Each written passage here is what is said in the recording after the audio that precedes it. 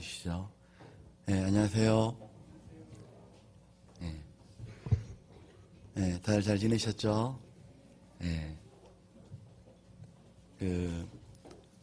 지난주에 저희 장인어른께서 돌아가셨는데 많이들 와주셔서 위로해 주시고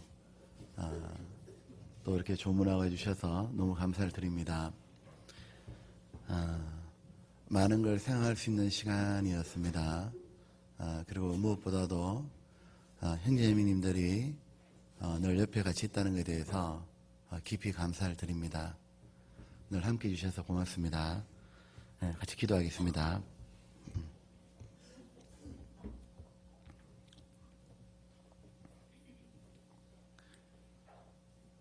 만복의 근원이신 살아계신 우리 아버지, 우리들에게 이 놀라운 구원을 허락해 주시고 성령을 주심으로 우리들이 참으로 세상 헛된 것에서 벗어나게 해주셨고, 우리에게 진정한 낙이 무엇이며 우리에게 영원한 신령한 세계가 있음을 깨닫게 해주신 것 진심으로 감사를 드립니다. 우리를 얼마나 사랑하셨는지를 주 예수님 친히 십자가에서 피 흘리고 죽으심으로 우리의 모든 죄를 영원히 처리하시고 아무 공로 없이 단지 믿음으로 의롭다 해주신 것 주님 정말 감사합니다. 그리고 우리들에게 참으로 구원해 주셔서 우리들의 지성과 그리고 우리 육신에서 벗어나게 해주시며 정말 하나님을 알게 해주셨고 하나님과 함께 살아가게 해주시는 것, 이 은혜 무엇으로 보답할지 주님, 우리들의 진정으로 하나님의 사랑을 깨달았고 하나님의 주신 말씀으로 우리들이 마귀에게 벗어나서 영원한 생명을 얻게 된 것 너무너무 감사와 하나님께 찬송을 드립니다. 아무것도 아니며 죄악 가운데 살아가던 우리들이었지만 우리가 무엇이라고 그렇게 귀하게 생각하시고 구별시켜 주셨는지 오직 하나님의 은혜에 감사와 그리고 한량없는 그 사랑 앞에 무리를 숙일 뿐입니다. 주님, 우리에게 나머지 인생 허락하신 시간들 이제 결코 헛되이 보내지 않고 하나님의 은혜를 전하며 하나님의 뜻을 쫓아서 우리에게 보여주신, 넓혀주신 우리의 생각을 쫓아서 하나님의 말씀을 따라 살 수 있기를 진심으로 원합니다. 주님, 역사의 마지막 시대를 살아가는 저희들에게 오늘 또 죽어가는 사람들에게 마음을 두게 해주시고 우리들 마음에 참으로 하나님 뜻을 쫓아 살 수 있도록 우리의 마음을 주님의 마음으로 인도하여 주옵소서. 오늘 이 시간 우리들에게 하나님, 저희들이 진정을 알아야 될 지혜와 그리고 주님에 대한 마음을 넣어주시기를 간절히 원합니다. 하나님, 우리의 기도를 들어주시고 우리의 마음을 새롭게 해주시고 우리로 하여금 어떤 삶을 살아야 될지를 더욱 깨닫게 도와주옵소서.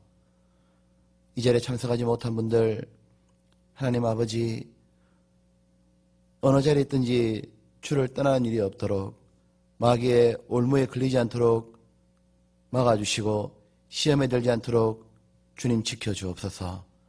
오직 우리들을 주님의 말씀과 사랑으로 잡아주시기를 간절히 원하오며 우리 영혼이 주의 사랑에 매이기를 간절히 바랍니다. 주의 말씀으로 충만하게 되길 원하며 성령으로 우리를 사로잡아 주시기를 간절히 원하오며 우리 구주 예수님 이름으로 기도드렸습니다. 아멘.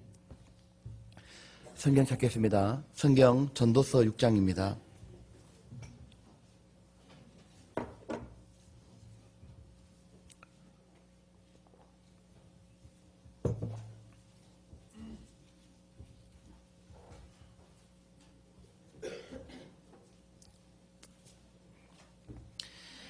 (952쪽입니다) 6장 10절로 해서 12절까지를 보겠습니다. 10절.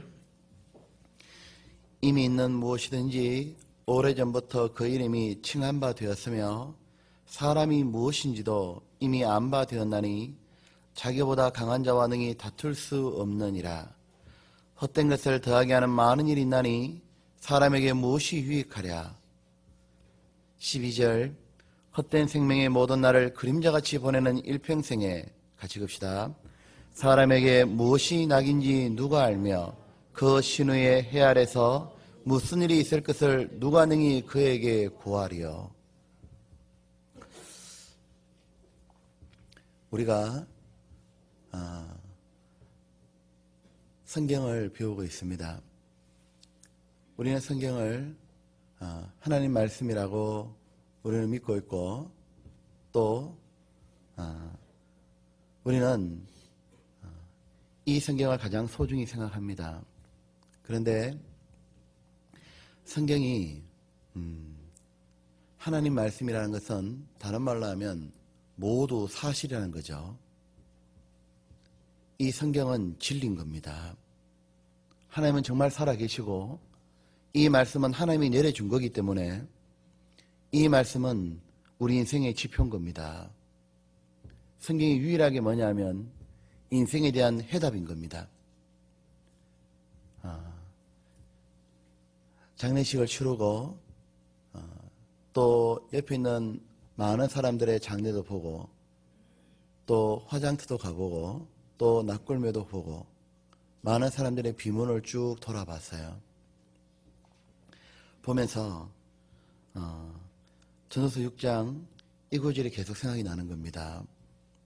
지금 6장 10절에 보면은 이래 돼 있죠.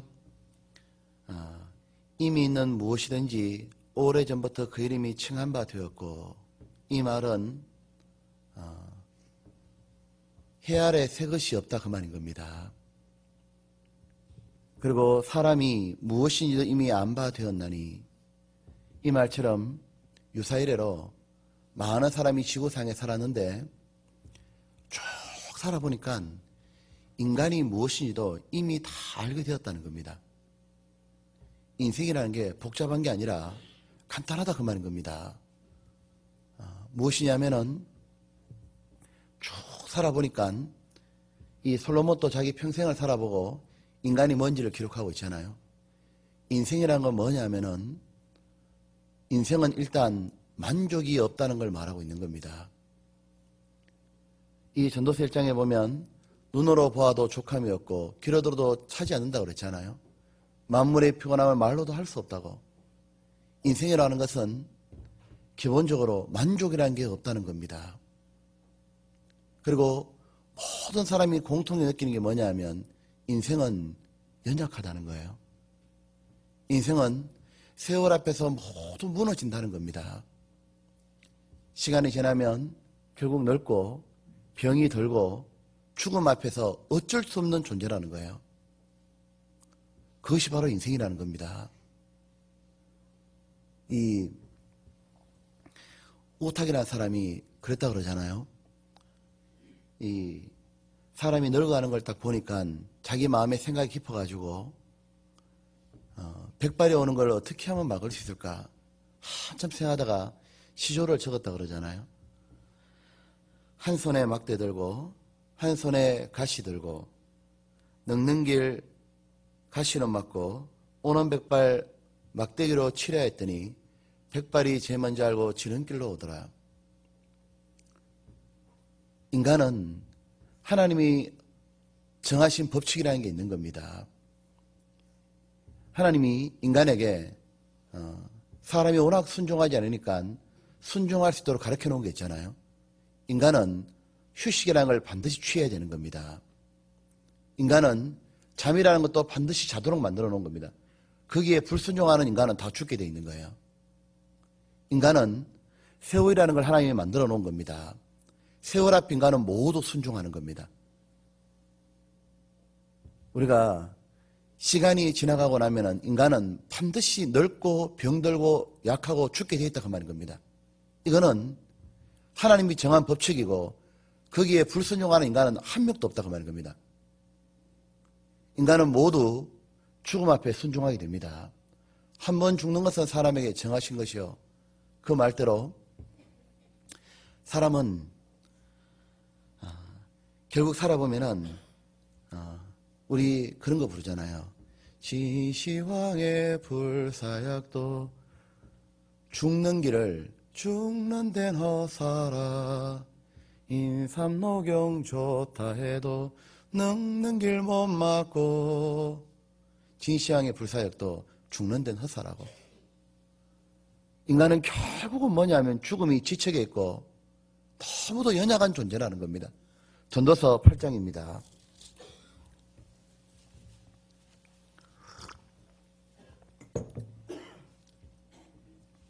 8장에 보면 8절입니다. 여기 이렇게 말하고 있죠. 생기를 주장하여 생기로 머무르게 할 사람도 없고 죽는 날을 주장할 자도 없고 전쟁할 때 모면할 자도 없으며 악의 행악자를 건져낼 수도 없느니라. 그 인간이라는 것은 무엇이냐면은 사람이 다 연구해봐도 인간은 늙고 병들고 연약하고 죽는 거다. 무엇인지 알았다 그 말인 겁니다. 그리고 또한 인생은 자기께 아무것도 없습니다. 그것도 모두 안다 그 말인 겁니다. 사람은 전도서 2장입니다. 죽음은 무엇을 그 사람에게 깨닫게 해주느냐 하면 자기께 하나도 없는 거예요. 전도서 2장에 보면은 18절입니다. 솔로몬이 하는 말이죠. 내가 해 아래서 나의 수고와 모든 수고를 하나 했노니 한탄하 했노니 이는 내 뒤를 이을 자에게 끼치게 됩니다. 다 남겨놓고 간다고 말이거든요. 그리고 그 사람이 지혜일 자인지 우매일 자인지 누가 알리야마는 내가 해 아래서 내 지혜를 나타내어 수고한 모든 결과를 저가 다 관리하니 이것도 헛되도다. 이러므로 내가 해 아래 수고한 모든 수고에 대하여 도리어 마음으로 실망케 하였도다. 어떤 사람은 그 지혜와 지식과 재주를 써서 수고하였어도 그 얻은 것을 수고하지 아니한 자에게 업으로 끼치느니 이것도 헛된 것이라 큰 해로다. 결국은 사람은 자기가 수고해냈던 모든 것들, 남에게 결코 주고 싶지 않았던 것들, 아까워서 절대로 못 줬던 모든 것들도 죽음이 다가오면 다 다른 사람이 나눠 가져가 버린다고 말인 겁니다. 제가 모태에서 벌거벗고 나왔은즉 그 나온 대로 돌아가고 손으로 수고하여 얻은 것을 하나도 가지고 가지 못하느니 이것도 폐단이라. 어떻게 왔든지 그대로 가려니 바람을 잡아내는 수고와 저에게 무엇이 유익한고. 헛되고 헛되면 헛되고 헛되니 모든 것이 헛되도다. 그 말씀대로 이 헛되다는 말이 이슬이 아침에 이렇게 맺혔다가 햇빛이 들면은 모두 사라지는 것처럼 인생이 무엇이냐면은 공술의 공수고고 모두 빌려온 거구나. 우리가 가지고 있는 모든 것들도 내 거라고 칭하지만은 전부 다 뭐냐면은 하나님이 빌려준 겁니다. 하나님이 사람에게 이번에 이 사람이 빌려줬던 것을 이제는 이 사람이 죽고 나면 그거를 다른 사람이 또 나눠줍니다. 그게 땅이었던 집이었던 옷이었던 물건이든 간에 모두 뭐냐 내 건 줄 알지만은 성경에 그 표현 보셨죠? 이것은 빌려온 것이니이다. 그 말씀대로 모두 쓰고 있다가 하나님이 부르시는 날이 다가오면은 이제 그 앞에 순종하게 되고 하나님이 내게 빌려줬던 것을 또 다른 사람에게 또 주는 겁니다. 자기께 아무것도 없지만 인간은 무지하게도 자기의 소유와 토지를 자기 이름으로 칭함받고 그것이 장구하리라. 천년만년 자기께 될 것처럼 착각하며 살기 때문에 인생은 망가지는 겁니다. 그리고 또한 사람이 인생이 뭐냐 그러니까 뒤에 받았습니다. 22절입니다. 사람이 해 아래서 수고하는 모든 수고와 마음에 애쓰는 것으로 소득이 무엇이랴. 일평생에 근심하며 수고하는 것이 슬픔뿐이라. 그 마음이 밤에도 쉬지 못하나니 이것도 헛되도다. 인생이 뭐냐니까 평생에 하는 게 뭐냐면 걱정하고 서러운 거하고 고생하는 거다 그 말인 겁니다. 밤에도 못 쉰다 그 말인 겁니다. 그리고 인생이 또 뭐냐고 말하면 인생은 그러면서도 뭐냐면 악은 악대로 짓는 겁니다. 이래 말했죠. 사람 마음에 악이 가득하여 온갖 죄를 짓다가 죽은 자에 돌아간다 그랬습니다. 전도서 9장입니다.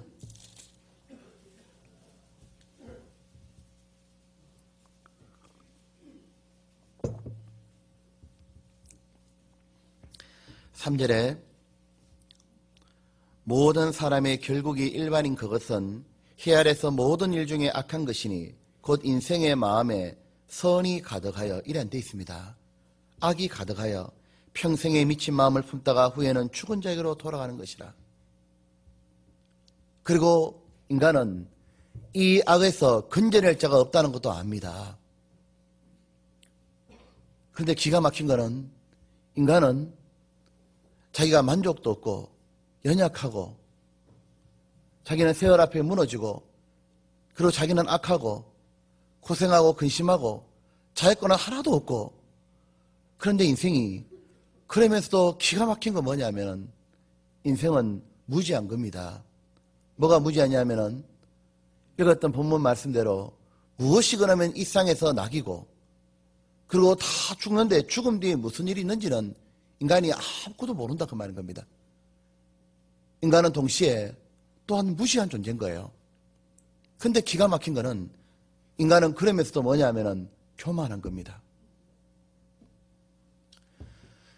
지금 이 전도서 6장 한번 봅시다. 6장의 10절에 이미 있는 무엇이든지 오래전부터 그 이름이 칭한 바 되었고 특별한 게 없고 사람이 무엇인지도 이미 안 바 되었나니 연구해보니까 뻔하더라 그 말인 겁니다. 그런데도 불구하고 자기보다 강한 자와 능히 다툴 수 없느니라. 인간보다 강한 자가 바로 하나님입니다.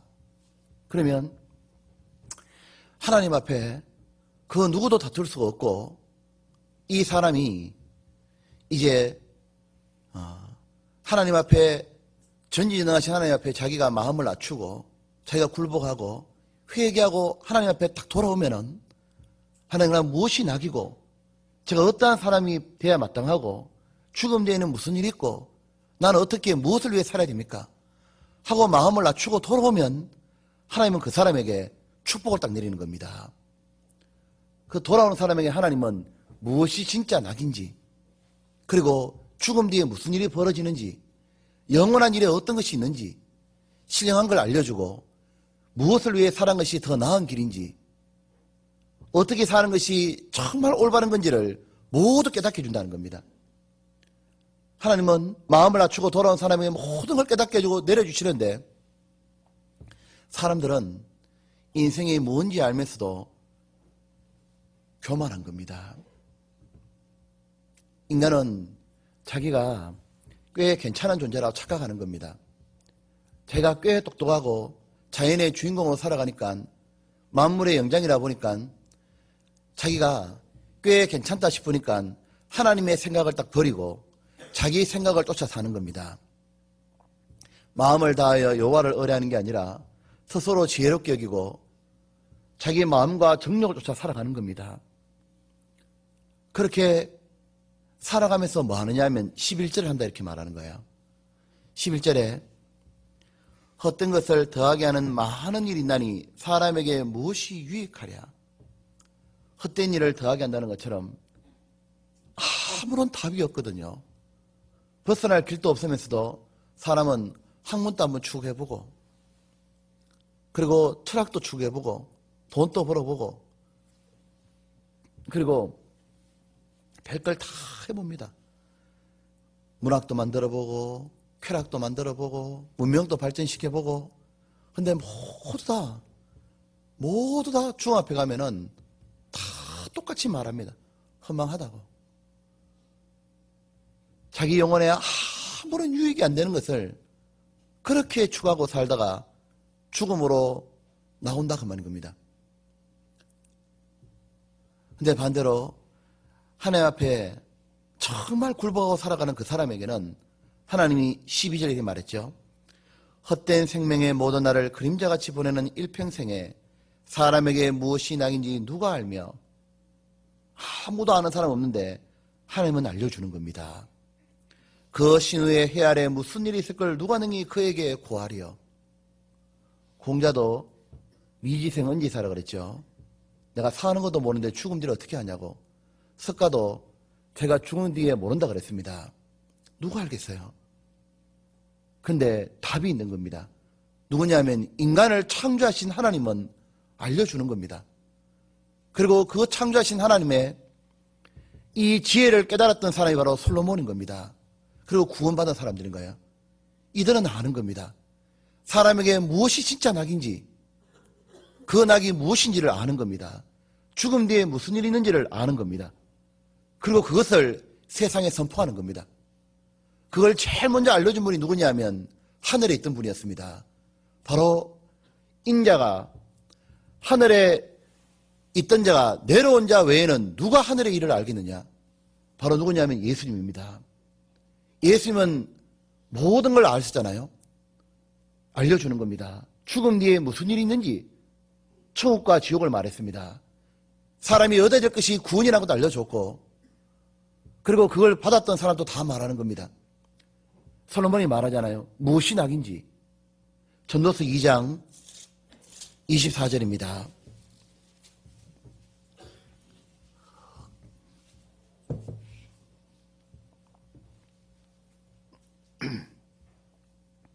여기 보면은 사람이 먹고 마시며 수고하는 가운데 심령으로 낙을 누리게 하는 것보다 나은 것이 없나니 내가 이것도 본즉 하나님의 손에서 나는 것이로다.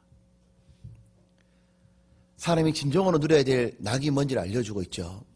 먹는 것도 낙이고 마시는 것도 낙인데 진짜 낙이, 영혼의 낙이 하나님 손에서 나는 거라고. 바로 예수님에게서 나오는 겁니다. 우리 요한복음 4장에 우물가의 여인 아시잖아요. 이 사마리아 여인이 자기에게 진짜 낙이 있을까 싶어가지고 이 여인이 남편을 6명께 두잖아요. 근데 저 사람은 내게 기쁨을 줄까? 여자들은 대체로 만족을 돈이나 또는 어떤 쥐나 권력보다도 사람에게서 많이 구합니다. 특별히 어지를 잘하기 때문에 자기의 신랑과 또 자기의 자식이 자기에게 무슨 만족을 줄 줄 알고 기대해 보잖아요. 이 사람 저 사람 다 만나봤습니다. 넘버 6째 했어요. 1번부터 5번까지 다 만나보고 갈아치워 봤어요. 아무도 진짜 만족을 못 줘. 그때 예수님이 오셨잖아요. 모두 다 네 본남편이 아니라고. 우물가의 여인처럼 난 구했네. 헛되고 헛된 것들을. 그 말처럼 이 물을 먹는 자는 다시 목마르느니와. 세상에 그 어떤 것도 먹어봐도 가져봐도 쥐어봐도 진정으로 만족이 안 오는 거예요. 근데 내가 주는 물을 먹는 자는 다시는 목마르지 아니하려니와. 예수님이 뭐냐면 우리의 갈등을 해결한 분인 겁니다. 생수의 근원이거든요. 그 예수님을 만났을 때 처음으로 죄사함과 마음의 기쁨과 평안과 우물에서 샘에서 거둬오는 기쁨이 있었습니다. 죽어도 좋다 이제. 너무 감사하다. 내가 이제 영원한 천국에 들어가게 되고 나는 그 하나님의 사랑을 받는 자였구나. 그리고 나를 위해 죽기까지 사랑한 저분이 계시는구나. 처음으로 무엇이냐면 만족이 들어왔던 겁니다. 그 길을 하나님 앞에 마음을 낮추는 자는 반드시 깨닫게 해준다는 겁니다. 그리고 이 솔로몬은 말하고 있죠. 사람이 죽음 뒤에 무슨 일이 벌어지느냐 하면은 이렇게 말하지 않습니까? 3장 20절입니다.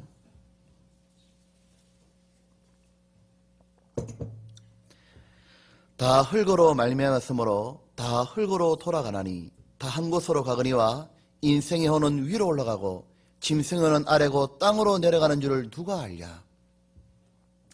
알았던 게 있죠. 맞구나. 짐승도 죽으면 그만이지만 사람은 육체는 흙으로 가지만 하나님께로 가는구나.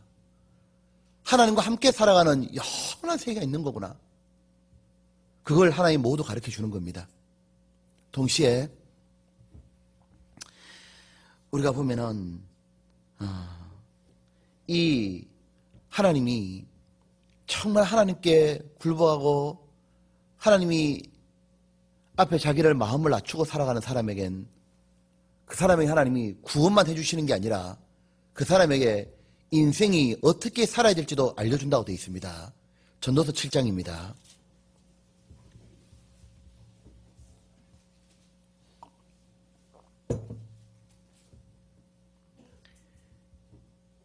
너무너무 감사한 겁니다. 1절 봅시다. 1절에 같이 읽읍시다. 아름다운 이름이 보배로운 기름보다 나았고 죽는 날이 출생하는 날보다 나으며. 이 하나님의 영, 예수님을 받아들인 사람은 어떻게 바뀌느냐 하면은 아름다운 이름이 보배로운 기름보다 나았고, 이것이 이해가 되는 겁니다. 이 보배로운 기름이 무엇이냐면은 아가서에 보면 이래 돼 있죠. 기름은 향기가 나게 하는 것이요. 그 말씀처럼 이 냄새 향기가 이렇게 나는 겁니다. 이 향수는 이 육신에 뿌리는 거잖아요. 근데 이 참으로 아는 사람은 이 낮과 영원한 세계의 땅을 구원받은 사람은요, 이렇게 바뀌는 겁니다. 어리석은 자는 세상에서 육신의 향기를 더 취하려고 그러는 겁니다. 그런데 구원을 받은 사람은요, 아름다운 이름에 대해서 너무 기뻐하는 겁니다. 세상에서 가장 아름다운 이름이 뭐예요? 그리스도인입니다. 그거보다 더 아름다운 이름이 어디냐 그 말인 겁니다. 보면은 얼마나 더 영광스럽고 그리스도인, 그리스도의 것이잖아요. 이 세상에는 사람들이 보면은 이름들이 많이 있었잖아요. 세상에서 향기가 날렸던 사람들이 많이 있었습니다. 노아 시대 때는요, 누가 육신의 향기를 많이 날렸냐면은 이 바로 네필이라는 족속이었습니다. 힘이 세고 골격이 창대한 그런 사람들 있잖아요. 그 사람들이 뭐냐면 육신이 창대하니까 사람들이 유명해졌거든요. 그런데 하나님 앞에 아름다운 이름은 누구냐면 노아인 겁니다. 하나님 보실 때 진짜 큰 자고 진짜 유명한 자가 누구냐면 노아인 겁니다. 모두 이름 없이 다 죽었습니다. 홍수가 날 때 모두 쓸어버렸고 이름 없이 다 죽었습니다. 그런데 노아는 영원토록 남는 이름이 되는 겁니다. 얼마나 아름답습니까? 노아. 예수님 당대 때 많은 사람이 살고 있었거든요. 사람들은 육신에 향기를 내는 사람들을 많이 쫓아갔습니다. 거기에는 정치가 있는 헤롯도 있고 대제사장 가야바도 있고 그리고 본디오 빌라도도 있습니다. 사람들은 그들의 육신에 있는 향기를 보고 쭉 따라갔는데 하나님 보실 때 그 당시에 진짜 아름다운 이름이 있습니다. 하나님 마음에서 기쁨을 주고 하나님이 그 이름을 생각할 때면 언제나 미소를 띄울 수 있고 언제나 하나님은 그 이름을 떠오를 때마다 하나님이 그 때문에 기쁨으로 넘치는 그런 이름이 있었습니다. 누구냐면 베드로인 거예요. 베드로, 요한, 야고보 함께 다니는 어부였지만 하나님께는 너무도 귀하고 아름다운 이름인 겁니다. 우리 마음에도 한번 물어보십시오. 자식 이름 지을 때 빌라도 아무도 이렇게 안 짓습니다. 그 인간은 지을 이름이 안 되잖아요. 우리 보고 이름을 지어보라 그러면은 피터 이렇게 짓습니다. 존, 요한이죠. 제임스, 야고보입니다. 우리는 폴, 바울이잖아요. 이 바울이 사울이라는 이름이 큰 자의 뜻이거든요. 근데 예수님을 다메섹에서 만나고 난 다음에 이름을 바울이라 바꿉니다. 작은 자로. 사람들이 볼 때는 미친 행동이었거든요. 왜냐하면 스스로 작은 자로 되니까 바울이라고. 하나님 볼 때는 얼마나 아름다운 이름이에요. 아름다운 이름. 그 아름다운 이름들 중에서 로마서 16장에 딱 보게 되면은 진짜 아름다운 이름들 나옵니다. 우리들의 마음에서 마음을 설레게 하는 이름들이 딱 나오잖아요. 마지막으로 바울이 로마서 16장을 딱 기록하면서 이름들을 쫙 적습니다. 적으면서 로마서는 15장에서 끝나도 되는 장이잖아요. 근데 마지막 한 장을 마치 별첨처럼 부록으로 끼워 놓습니다. 끼워 놓은 다음에 무엇이라고 하느냐 하면 사람들 명단을 쫙 적어요. 적더니 내가 이들 한 명 한 명에 대해서 평가하면서 무난하라고 얘기합니다. 거기 보면 이래 말하잖아요. 나의 보호자 되었던 베베에게 무난하라. 베베는 얼마나 아름다운 이름이에요. 안고 다닌 여자들이 있었습니다. 그런데 주 안에서 많이 사랑하는 그런 표현들이 쫙 나와 있잖아요. 퍼시에게 무난하라. 거기 보면은 한 부부가 있었습니다. 세상에서 태어났다가 모두 부부를 이루고 가정을 이루고 살다가 죽잖아요. 그런데 너무 아름다운 부부가 나오는 겁니다. 그 부부의 이름이 얼마나 아름다운지 하나님이 2000년 동안 기록해놓고 모든 부부들은 그렇게 되고 싶어 하잖아요. 나를 위하여 목이라도 내놓았던 브리스길라와 아굴라에게 무난하라. 그렇게 나오지 않습니까? 세상에서 가장 아름다운 이름들이거든요. 로마서 16장 한번 봅시다.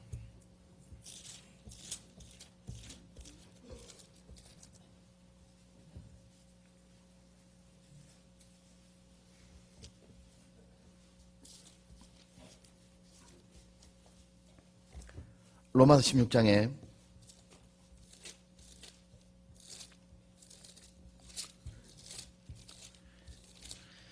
여기 보면은 3절에 보면 너희가 그리스도 예수 안에서 나의 동력자들인 브리스가와 아굴라에게 무난하라. 저희는 내 목숨을 위하여 자기 목이라도 내어놓았나니 나뿐 아니라 이방인의 모든 교회도 저에게 감사하니라. 이 브리스가와 아굴라가 얼마나 아름다운 이름이에요. 이들의 이름은 성경 곳곳에 나옵니다. 이들은 자기들이 살았던 장소에서는 항상 교회가 생겼어요.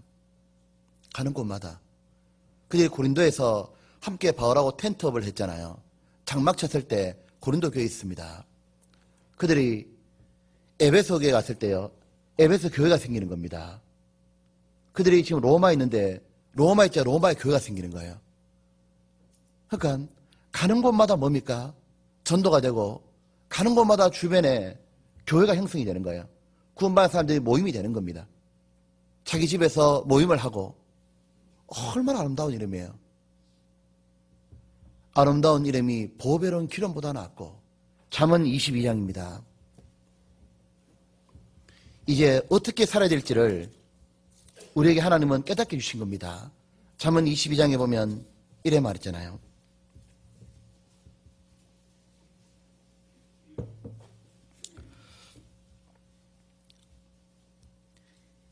여기 보면 이렇게 있죠.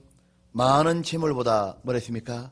명예를 택할 것이요 은이나 금보다도 은총을 더욱 택할 것이니라. 꼭 이렇게 살아라고.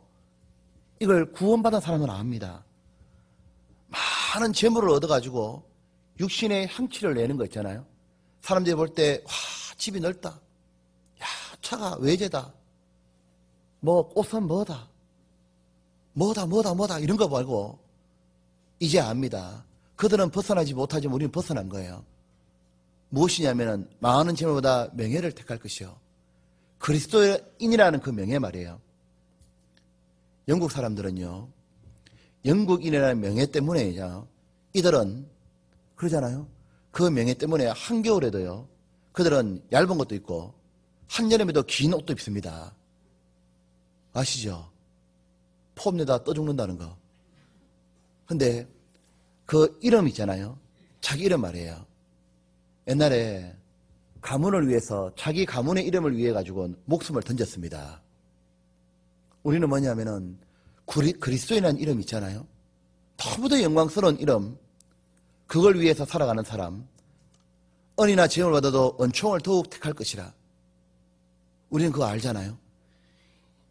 여기 보면 2절입니다. 왜 그러냐면은 빈부가 섞여 살거니와 무릇 그들을 지으시는 여호와시니라. 하나님은 부자되라고 우리를 만들어 놨다면은요 처음부터 부자들만 다 만들어 놔야 된다고 말입니다. 가난한 자도 있고 부자도 있고 중요한 거는 믿음에 부여하라 그랬잖아요. 믿음에 부여하라고. 주님 요한계시록 읽어보면 7개 교회가 나오는데 스무나 교회 나오고 라오디게아 교회 나오잖아요. 둘이의 특징은 뭐냐면 스무나 교회는 먹을 때거리가 없는 거예요. 너무너무 가난한데 라오디게아 교회는 제가 터키를 가보니까 라오디게아는 굉장한 부유한 도시예요. 온천이 있고 부자 도시입니다. 거기는 넘치는 거예요. 근데 주님은 딱 평가하는 게 다르잖아요.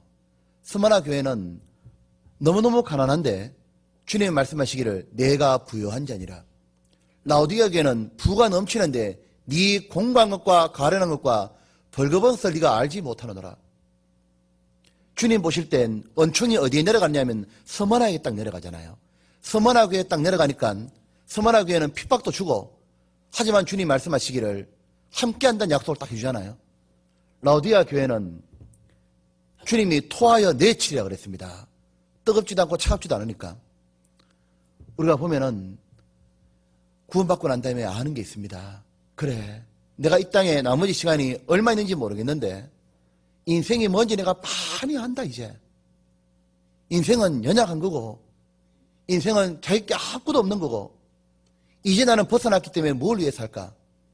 하나님께 은총받는 쪽으로 가자. 우리는 안다 그 말인 겁니다. 하나님 앞에 유명한 사람이 되어가자. 내가 그리스도인이라는 명예를 내가 가지고 살아가자. 내가 유명한 사람 되는 건 어려운 게 아니잖아요. 베드로는 출신은 초라했습니다. 요한도 출신은 초라했거든요. 남들보다 더 배운 게 아닙니다. 간단한 겁니다. 은총받는 쪽으로 가자. 그자가 유명한 자가 되는 겁니다. 주님이 또 말씀했습니다. 이거 봅시다. 전도서 7장입니다.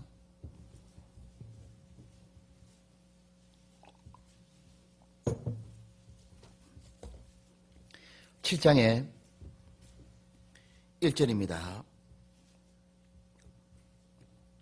아름다운 이름이 보배는 기름보다 낫고, 같이 봅시다. 죽는 날이 출생하는 날보다 나으며, 이걸 깨닫는 사람은 구원받은 사람밖에 없는 거예요. 영원한 내세가 해결된 사람은 죽는 날이 더 낫죠. 구원받지 않은 사람은 죽으면 안 되는 겁니다. 왜냐하면 구원받지 않은 사람은 죽으면 세상의 고통하고 비교도 할 수 없는 후회와 고통인 지옥으로 떨어지잖아요. 절대 죽으면 안 되는 거예요. 구원받은 사람은 함부로 죽으면 안 된다 그 말인 겁니다. 그런데 반대로 구원받은 사람은 죽는 날이 훨씬 낫잖아요. 왜요? 주 안에서 죽는 자는 복되도다. 이는 저희 수고에 행한 일이 따름이라. 저희가 이제는 쉬리로다 그랬잖아요. 구원받은 사람에게 죽는 날은 쉬는 날인 겁니다. 누가복음 16장에 부자하고 나사로가 나오잖아요. 이 부자가 날마다 호화로이 잔치를 베풀고 나사로는 거지였지 않습니까? 그래서 부자가 잔치 베풀다가 남은 거 찌끄라기 그냥 가서 빌어먹고 살았습니다. 그런데 죽는 날 완전히 달라진 거예요. 결국은 인생은 죽는데 나사로도 죽었고 부자도 죽었습니다. 근데 이 나사로는 죽는 날이 가장 복된 날이었던 거예요. 하나님이 천사를 보내가지고 받들어 모셔서 데려왔잖아요. 아브라함 품에 들어갔습니다. 부자는 죽는 날이 최악의 날이었습니다. 그는 죽자마자 들어가자마자 인생관이 확 바뀌어버린 겁니다. 죽자마자 뭐가 딱 됐겠습니까? 지금부터가 인생이 시작되는 거였구나. 죽는 날 뭐냐면 그는 최고의 고통이었습니다. 나사로는 죽는 날 최고의 복된 날이었던 겁니다. 그대로 아브라함 품에 안겨가지고 천국에 들어간 겁니다. 주님 품에 안겼다 그 말이잖아요. 우리는 죽는 날이 가장 복된 자 중에 한 명이 누구냐면 예수님이 십자가 죽으실 때 옆에 죽었던 강도 2명을 생각해 볼 수 있습니다. 예수님 죽을 때 2명의 살인 강도도 같이 죽지 않습니까? 그 2명은 죽는 날 완전히 달라진 겁니다. 오른편에 있던 강도는 죽는 날이 최고의 복된 날인 거예요. 얼마나 좋았겠어요. 그가 죽는 날 예수님이 그랬을 거 아닙니까? 내가 진실로 너에게 말하노니 네가 오늘 나와 함께 낙원에 있으리라. 그가 죽는 날요. 딱 죽음 건너가자마자 얼마나 좋았겠어요.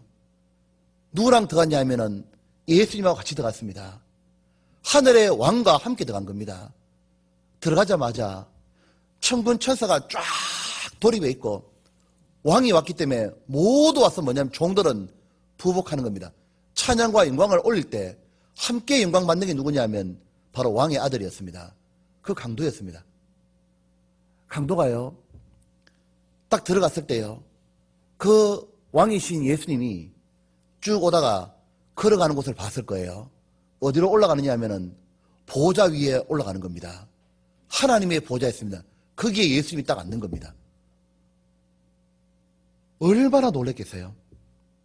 저분이 내 같은 인간 때문에 죽어주셨구나. 얼마나 감사하고, 그때 예수님이 그럴까 하니까 내 옆에 앉아라. 나의 우편에 앉아라. 그 말 할 때요, 자기 심장이 터질 것 같을 거예요. 이 사람은 죽는 날 제가 얼마나 복되냐면, 이 십자가에 죽었던 강도는 제가 죽는 날 깨달은 게 있을 거예요. 내 일생에 늘 잘못된 선택만 하고 내가 살아왔다. 그가 했던 선택은 맨날 후회해야 되는 것밖에 없었을 거예요. 어릴 때는 공부하지 않았고, 청소년 시절에는 나쁜 친구하고 사귀었고, 결혼도 그는 후회했을지도 모릅니다. 내가 왜 저 여자가 만났을까? 왜 내가 이런 직업 선택했을까? 결국은 사람을 죽이는 걸 선택했잖아요. 그가 했던 선택은 맨날 죄의 연속이었고 후회의 연속이었어요. 그 인생은 망가진 겁니다. 근데 그는 죽는 날 모든 인생이 바뀌었습니다. 왜냐하면 그는 죽기 전에 예수님을 딱 선택한 거예요. 자기 인생에 있어서 늘 이런 마음 들었을 거 아니에요. 내 살았던 인생을 다 지울 수 있으면 얼마나 좋을까? 내 인생을 다시 한번 살아봤으면 얼마나 좋을까? 못 지웠는데 예수님을 딱 선택하는 순간 모두 바뀌었습니다. 죽는 날이 출생하는보다 낫다고. 보면은 그 옆에 같이 죽었던 강도는요, 죽는 날이요, 최악의 날인 거예요. 그러니까 구원 안 받은 사람은요, 죽으면 안 된다 그 말인 겁니다. 근데 여기 보면은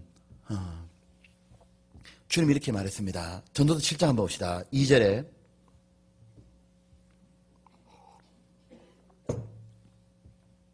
초상집에 가는 것이 잔치집에 가는 것보다 나으니 모든 사람의 결국이 이와 같이 됨이라.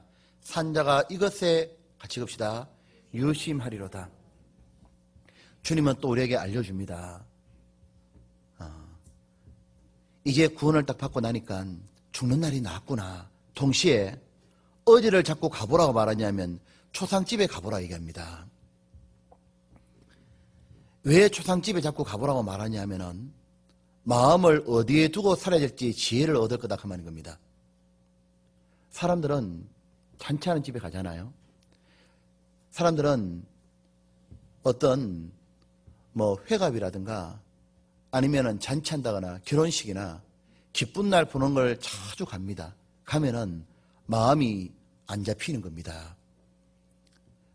하나님 말씀하시죠. 구원받고 난 다음에는 인생을 어떻게 살아야 되느냐 하면은 마음을 반드시 죽음에 둬라 이렇게 말하고 있는 겁니다. 이것에 유심하리로다 이렇게 말했잖아요. 이것은 하나님의 명령인 겁니다. 인간이 어디에 마음을 두고 살아야 될지를 누가 말할 수 있어요? 그거는 하나님밖에 없는 겁니다. 사람들은 어디에 마음 두느냐 하면 돈에 마음 두고 살잖아요. 어떤 사람은 정치에 마음을 둡니다. 어떤 사람은 건강에 마음 두고 살잖아요. 온통 건강이잖아요.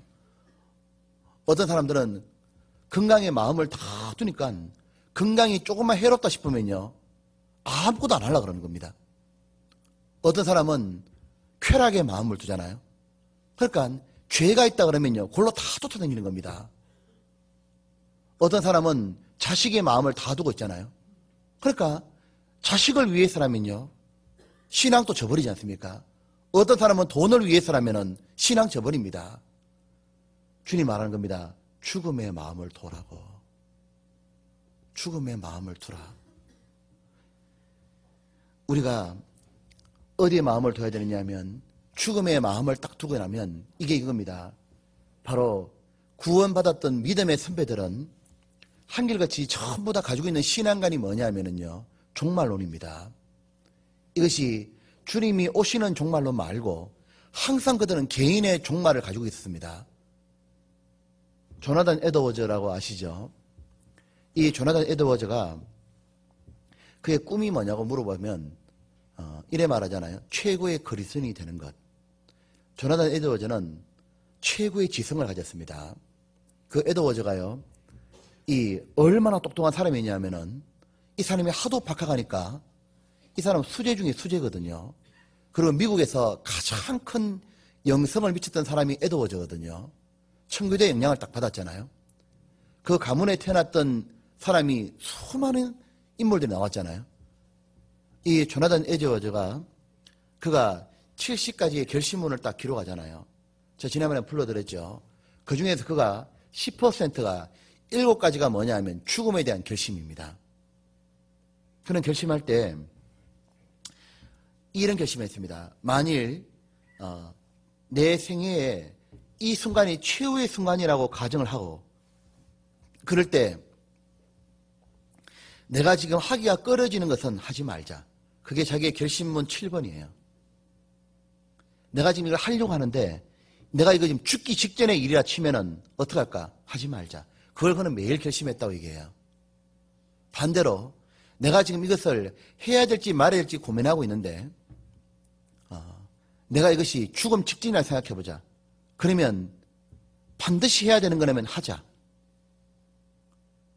그는 나는 이래 말했습니다. 결심 20번에 보면 내가 생각할 수 있는 그리고 내가 할 수 있는 모든 나의 힘, 능력, 활력, 열심, 적극성을 다하여 가능한 천국에서 많은 행복을 누릴 수 있도록 노력하자. 그는 이랬습니다. 내가 죽게 되었을 때 그 일을 했었으면 좋았을 텐데 하고 바라는 것처럼 그렇게 살자. 항상 뭐냐면은 자기의 죽음을 두고 있는 겁니다. 순서가 다를 뿐이잖아요. 우리 교회에 복음을 전해줬던 시초라고 불리는 게 누구냐면은 C.T. 스터드입니다.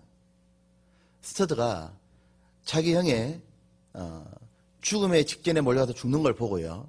스터드가 어떻게 하냐면 깨달은 게 있잖아요. 영원한 것 외에는 아무 것에도 관심을 두지 말자. 영원히 남지 않는 것에 대해서는 아무 것에도 내가 마음을 뺏기지 말자. 그게 결심문입니다.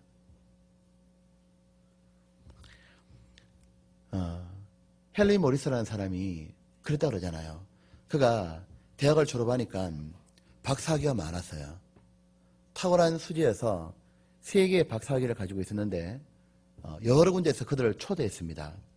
그를 연구소에서 이렇게 오라고 또 수석연구원 자리 줄 테니까 오라고 계속 불렀는데 그런데 한편에서 뭘 불렀냐면 교회에서 사람들이 이 하도 진화론 같은 게 많이 나오고 성경의 과학과 목숨되는 것처럼 반대를 많이 하니까 뭘 말했냐면은 이 교회에서 있으면서 성경을 연구하고 그리고 과학을 가지고서 성경이 사실한 걸 증명하는 거 그걸 좀 해달라 그랬던 겁니다. 근데 뭘 해야 될까 이 사람이 막 고민하고 있다가요. 어느 날요. 이 사람이 결심을 딱 하게 돼요. 어떤 결심을 했냐면 꿈을 딱 꾸는데 이 사람이요. 어떤 꿈을 꾸느냐면은 주님이 재림하시는 그런 어떤 꿈을 딱 꾸게 되는 겁니다. 딱 꾸게 되니까 이 사람이요. 그 다음에 한자를 딱 적어요. 그걸 딱 적어가지고 자기 벽에 딱 붙여놓고 사람들이 초대할 때 그 말로 대답을 딱 하고 끝냈습니다. 그가 벽에 붙였던 게 뭐냐면 Perhaps today인 겁니다. Perhaps today. 아마 오늘일지도 모른다. 내 종말이나 주님이 오시는 날이 오늘일지도 모른다. 그렇게 생각하니까 결심은 간단하게 쓰더란 겁니다. 제가 저희 장인어른 이렇게 돌아가시는 일주일 전에 이렇게 병원에 계시는데요. 하나님께 기회를 주셨다고 제가 생각이 들어요. 근데 서수원교회를 집회를 이제 이렇게 제가 하러 갔잖아요. 집회를 하러 가는데 오전에 조모임을 하고 저녁에 집회를 하니까 오후에 서울에 있는 삼성병원을 갔다 이렇게 오면 너무 피곤한 겁니다. 그리고 이제 하여튼 그전에도 계속해서 이렇게 집회를 하고 있어가지고 몸이 많이 친 상태인데 마음에서요. 이걸 가야 되나 말아야 되나 싶은데 생각이 많이 드는 겁니다. 전모임 때 했다가 저녁에 또 집회도 갔다가 오후에 저 갔다 오고 나면은 야, 내가 집회를 할 수 있겠나? 그 당시에 목이 부었거든요. 그럼 막 있는데 마음이 어떤 게 되냐면 perhaps today 생각이 나는 거예요. 압박이 딱 오는 겁니다. 그때까지는 좀 더 오래 사실 걸 생각했거든요. 한번 4월이나 뭐 이렇게요. 적어도 한두 달 더 가실 거다 생각했는데 근데 마음의 압박은 그렇지 않았어요. 가지 않으면 안 될 것 같은 생각이 계속 드는 거예요. 기다려주지 않을 수 있다 생각이 드는 겁니다. 그래서 가가지고요. 이렇게 둘이서 딱 있었고 상담할 수 있는 기회가 주어졌던 겁니다. 그러니까 우리가 이렇게 마음에 있지 않습니까? 이 돌아가신 날도 마찬가지예요. 월요일 때 있잖아요. 아침에 딱 일어났는데 가야겠다 생각이 드는 거예요. 전쟁수련을 가야 되는데 갔다가 내가 전쟁을 바로 가야겠다 싶어가지고 갔는데요. 그날 돌아가신 겁니다. 그리고 오전에 충분히 상담할 때 시간이 있었던 겁니다. 우리가 보면은 시간이요. 우리가 항상 다른 사람의 죽음도 생각하게 되지만 우리의 죽음도 생각하고 살아야 되는 겁니다. 우리는 마음을 어디에 두고 살아야 되는지가 중요한 거예요. 왜냐하면 마음을 딱 두는 거에 따라 가지고 행동이 결정나는 겁니다. 만약에 마음을요 죽음에 두지 않았다면요 안 움직입니다. 피곤한 대로 살아갈 거 아니에요. 마음을 어디에 두는지가 중요한 겁니다. 마음을 우리가 둬야 될 게 성경에 둬야 되죠. 마음을 성경에 두면 성경이 옵니다. 마음을 주님께 딱 두면은요 주님이 원하는 뜻대로 살아야겠다고 마음이 쓰는 겁니다. 마음을 성도에 둔다 그랬잖아요. 사도 바울이 뭐랬습니까? 너희가 내 마음에 있음이며 빌립보 성도들이 하는 말이 너희는 내 마음에 있음이며 바울이 빌립보 성도를 마음에 딱 두고 있으니까 그들을 위해서라면 무엇인지 하고 싶었던 거예요. 그들을 위해서 뭘 하고 싶었냐면 그들이 믿음 가운데 올바르고 살기만 한다면은 자기는 그 일을 위해서 자기는 죽어도 좋다 그랬습니다. 마음을 교회에 두는 사람은요 교회가 잘 되는 거라면은 자기는 망가져도 좋다 생각하는 거예요. 마음을 하나님께 두는 사람은요 하나님의 영광을 위해서라면 내 같은 사람 이름 안 드러나도 괜찮다. 마음을 교회에다 두는 사람은요 교회가 빨리 자리를 잡고 건축하고 더 많은 영혼을 건지고 그렇게 해야 된다. 마음을 두게 돼 있는 거예요. 마음을 다른 사람 영혼에 두는 사람은요 다른 사람 영혼이 어떻게 될지를 생각해 보는 거예요. 왜 내가 지금 신앙생활이 어떻게 살아야 될지를 하나님 깨닫게 해주셨다 그 말인 겁니다. 근데 내 신앙생활이 왜 지지부진하게 살아가느냐. 마음이 엉뚱한 데 다 있다 그 말인 겁니다. 어리석게도 그 말입니다. 마태복음 6장입니다.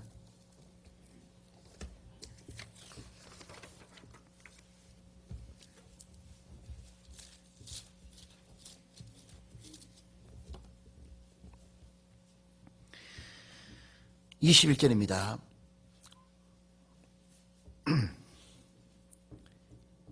여기 보면 내 보물 있는 그곳에는 뭐라 했습니까? 내 마음도 있느니라. 지금 보물 있는 곳에 마음이 있잖아요. 그러니까 내 마음에 보물이 뭔지를 물어봐야 되는 겁니다. 진짜 보물이 하나님 맞냐 그 말인 겁니다. 진짜 보물이 내세가 맞고 다른 영혼이 맞고 교회가 맞고 주님의 보물은 뭐예요? 주님의 보물은 우리거든요. 주님은 보물은 뭐냐면 영혼입니다. 주님이 보물을 받습니다. 마태복음 13장입니다.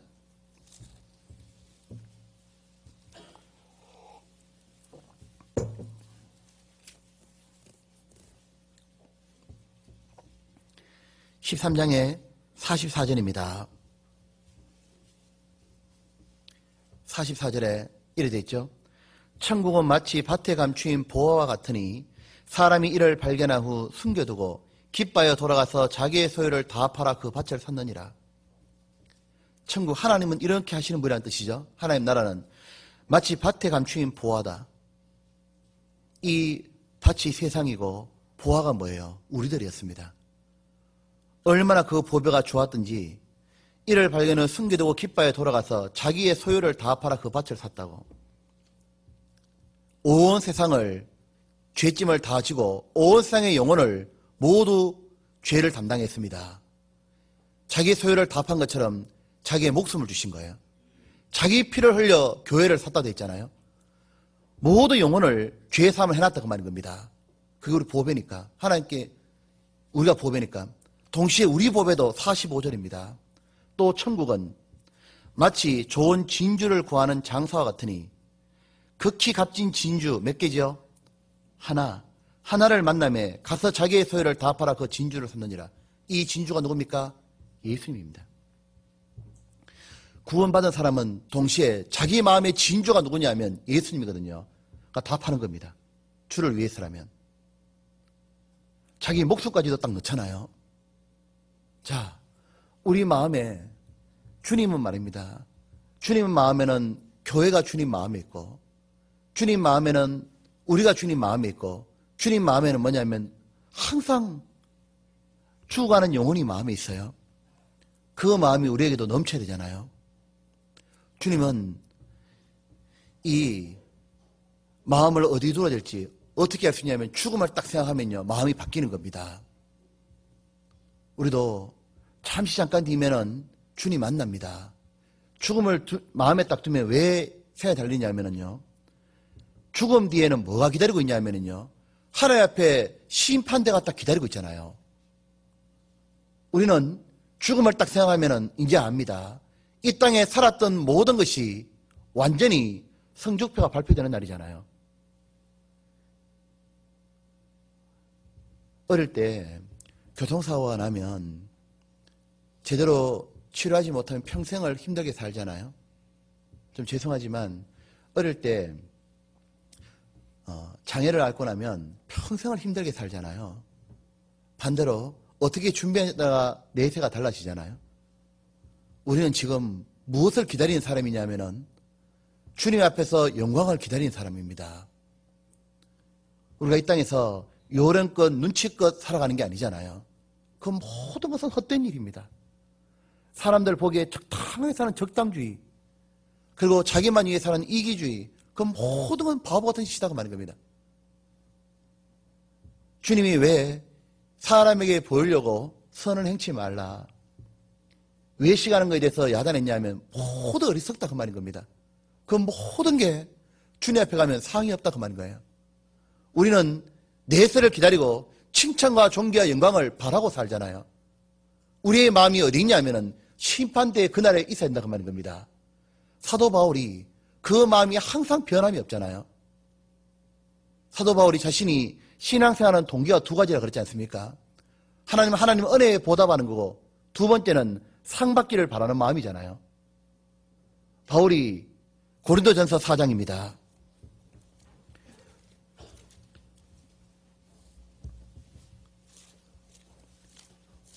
우리가 죽음을 생각한다는 말은 이 말입니다.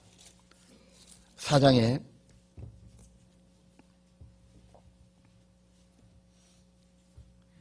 5절입니다. 그러므로 때가 이르기 전 곧 주께서 오시기까지 아무것도 판단치 말라. 같이 갑시다. 그가 어둠에 감추인 것들을 드러내고 마음의 뜻을 나타내시려니 그때 각 사람에게 하나님께로부터 칭찬이 있으리라. 그런데 이 어리석은 자는, 구원받지 못한 자는 항상 뭐냐면 생일잔치는 늘 하는 겁니다. 출생은 기뻐하고 생일잔치는 하는데 죽는 날에 대한 전혀 준비가 없잖아요. 제가요 성경 보는데 마귀가, 우리가 또 하나 생각할 게, 이 구원받은 사람은 죽는 날이 낫다는 건 있잖아요. 그건 너무 놀라운 축복인 겁니다. 왜냐하면은 구원받은 사람은 죽음을 두려워하지 않는 겁니다. 이 마귀가요, 이 욥 있잖아요. 이 욥을, 마귀가 욥을 한번 망가지게 해보고 싶었잖아요. 신앙을요. 근데 욥이 이겼습니까? 마귀가 이겼습니까? 누가 이겼습니까? 마귀는요, 박살난 겁니다. 욥한테. 어떻게 박살났냐면 이렇게 박살난 겁니다. 하나님이 어느 날 욥을 보니까 욥은 하나님의 자랑이거든요. 하나님이 자랑하고 싶은 욥. 우리도 그런 사람 되면 얼마나 좋겠어요. 하나님이 얼마나 욥을 자랑하고 싶었는지요.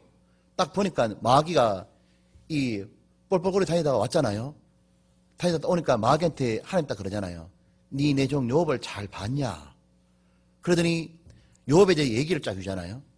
세상에 저렇게 순전하고 정직하고 하나님을 경외하고 악을 떠난 자가 없느니라. 이 말을 딱 하니까요. 마귀가 그 말 들으니까 열 받아야 안 받아요? 열 받아야 안 받아요? 마귀가 열이 엄청 받은 겁니다. 왜 받았냐면 마귀 지가 가지고 있는 건 하나도 없는 겁니다. 지는 순전한 게 아니잖아요. 악해 빠졌고 그리고 정직한 건데 지는 거짓의 압이고 하나님이 딱 얘기하는 게 뭐냐면 니하고 질적으로 다르다 이렇게 말하는 겁니다. 그러니까 네가 노리던 자리는 욥이 받을 수밖에 없는 거다. 마귀가 하나님처럼 되려다가 쫓겨났잖아요. 그 자리는 네 같은 게 앉는 게 아니다. 욥 같은 사람이 앉는 거다. 이렇게 말해준 겁니다. 그러니까 이 마귀가 속이 뒤집어져 가지고 어떻게 하느냐면 한마디 보태잖아요. 하나님이요 욥한테 하도 축복을 내리니까요 자식도 10명이나 줬지요. 재산도 이 일대의 제일 부자로 만들어줬죠. 오만 걸 다 주니까 욥이 저렇게 순전하고 저런 거지. 한번 저걸 빼들어 보십시오. 그러면 하나님 저주할 거라고. 하나님이 비웃었잖아요. 마귀를. 해봐라 그러면. 해봐라니까 마귀가 신나가지고 바로 다음날 했잖아. 좋아가지고 그냥. 하는데요. 하루아침에 벌어졌지 않습니까? 재산 다 날아가고. 적군들이 쳐들어와가지고 자식 10명이 하루아침에 다 죽었습니다. 욥이 완전히 망가졌잖아요. 망가졌을 때 이 마귀가 좋아가지고 낄끌리고 난리를 치겠는데 마귀가 헉 그랬습니다. 근데 왜냐하면 욥이 하는 말을 듣고 욥이 유명한 말을 딱 뱉잖아요. 뭐라 말합니까? 주신 자도 하나님이요 취하신 자도 하나님이 하나님께 영광을 돌리는 겁니다. 마귀가 미칠 것 같은 거예요. 그러니까 다시 마귀가 들어다니다 또 왔잖아요. 그러니까 하나님이 얘기하지 않습니까? 마귀야 봤냐? 한 번 더 얘기해 줍니다. 왜 욥이 네가 노리는 자리에 들어가야 되는지. 욥처럼 순전하고 정직하고 하나님을 정말 경외하고 악을 떠난 자가 없다. 네 같은 게 앉을 자리가 아니다 딱 말해준 겁니다. 그러자 이 마귀가 마지막으로 또 뱉은 말이 있습니다. 뭐였습니까? 뭐라고 뱉었냐면 가죽으로 가죽을 대신할지오니 이 말합니다. 한번 봅시다. 욥기 2장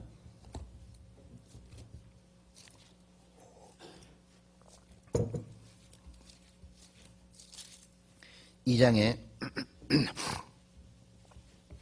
3절 봅시다. 여호와께서 사단에게 이르시되 내가 내 종 욥을 위하여 보았느냐? 그와 같이 순전하고 정직하여 하나님을 경외하며 악에서 떠난 자가 세상에 없느니라. 내가 나를 격동하여 까닭없이 그를 치게 했어도 그가 오히려 자기의 순전을 굳게 지켰느니라.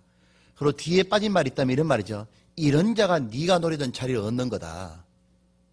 하나님 영광은 이런 자가 받는 거다. 그 말씀하셨겠죠?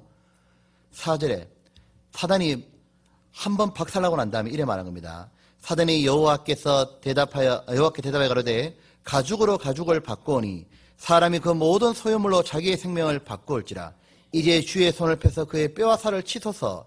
그리하시면 정령 대면하여 주를 욕하리이다. 이게 무슨 말입니까? 이런 말이죠. 사람은 자기 생명을 제일 소중하게 여기기 때문에 왜냐하면 생명이 붙어 있으나 하는 그 사람은 재기할 수가 있잖아요. 그러니까 나머지 모든 소유물을 잃었다 할지라도 아직도 순전을 지키는 거라고. 만약에 저 욥의 생명을 딱 치게 되면은 건강을 치게 되면 욥은 주저앉는다고 하면서 이래 말하는 겁니다. 아직 욥이요 건강하잖아요. 아직 자기가 자식 10명 또 놓으면 되고요. 그는요 건강하니까 주변 사람들하고 만나가지고요 재기하면 됩니다. 사업은 다시 일으키면 되는 거 아닙니까? 이렇게 말하니까 하나님이 허락한 겁니다. 건강 쳐봐라 그러면 건강도 쳐봐라. 생명 빼고 죽으면 더 이상 시험할 게 없으니까 죽으면 시험할 게 없으니까 네가 생명을 쳐봐라. 죽을 만한 고통을 한번 줘봐라 그러면 이렇게 말하는 겁니다. 그리고 죽음의 위협을 줘봐라 이렇게 말한 겁니다. 그러니까 욥이요 생명에 딱 치니까 욥은 죽을 직전에 딱 올라간 겁니다. 온몸이 병이 났잖아요. 죽을 직전에 딱 몰렸는데 마귀가 이겼다 생각했거든요. 드디어 욥이 모든 걸 잃고 죽음 직전에 몰리면 죽기를 무서워 지가 떨궜지 생각했습니다. 근데 욥이 어떡합니까? 3장에 딱 가면 욥은요 죽고 싶다 말해버린 거예요. 그냥 3장에 보면 욥은 1절 봅시다. 그 후에 욥이 입을 열어 자기 생리를 저주하니라. 욥이 말을 내어 가로되 내가 낱날이 멸망하였더라면 나말을 베었던 하던 그 맘도 그리하였다면. 이거는 욥이요 신앙이 없는 말을 하는 거 아닙니다. 이게 무슨 말이냐면요 이 마귀가 사용하는 최고의 무기가 뭐냐면 죽음의 위협이다 그 말인 겁니다.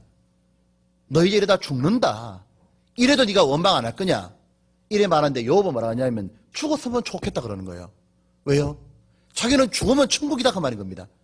죽으면 천국인데 안 죽으니까 이렇게 고생하니까요 죽고 싶다 말해버린 거예요. 성경에 그 말 보셨지 않습니까? 히브리서 2장에 마귀가 노리는 게 뭐냐면은 일생에 죽기를 무서워하여 종로로 사는 자에게. 인간은 최고의 두려움이 뭐냐면 죽음입니다. 죽음. 근데 그거를 주님이 밟아버렸다 그 말인 겁니다. 맞지 않습니까? 히브리서 2장입니다.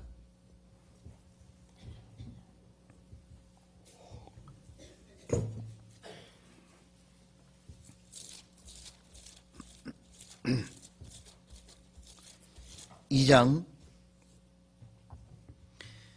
여기 보면 15절입니다. 14절 자녀들은 혈육에 함께 속하였음에 그도 또한 한 모양으로 혈육에 함께 속하시면 사망으로 말미암아 사망의 세력을 잡은 자 곧 마귀를 없이 하시며 15절 같이 봅시다. 또 죽기를 무수함으로 일생에 매여 종론한 모든 자를 놓아주려 하심이니. 우린 놓인 겁니다. 왜냐하면 죽으면 천국이거든요. 그러니까 하나님 신앙생활 어떻게 하라고 했냐면은 자기 생명을 잃는 자는 얻을 것이요 얻으란 자는 잃을 것이니라. 신앙생활 어떻게 하냐면 목숨을 걸어라 그 말인 겁니다. 죽는 날이 왜냐하면 출생하면서 나았다 그 말인 거예요. 주님을 따라가다가 죽으면 순교다 그 말이잖아요. 그날은 뭐냐면 가장 복된 날이지 않느냐 알기 때문에 이제는 뭐냐면 죽음이야도 사망아 너의 손은 것이 뭐냐고.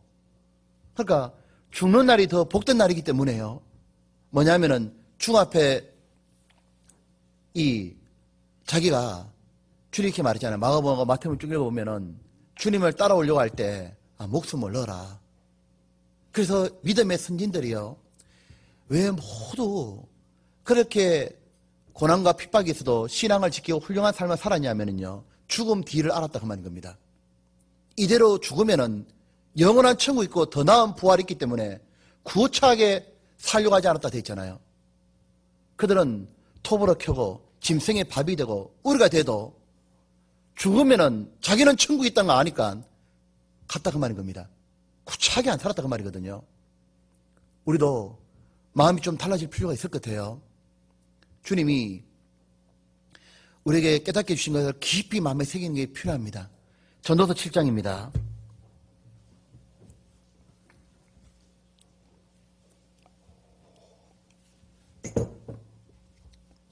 (7장에)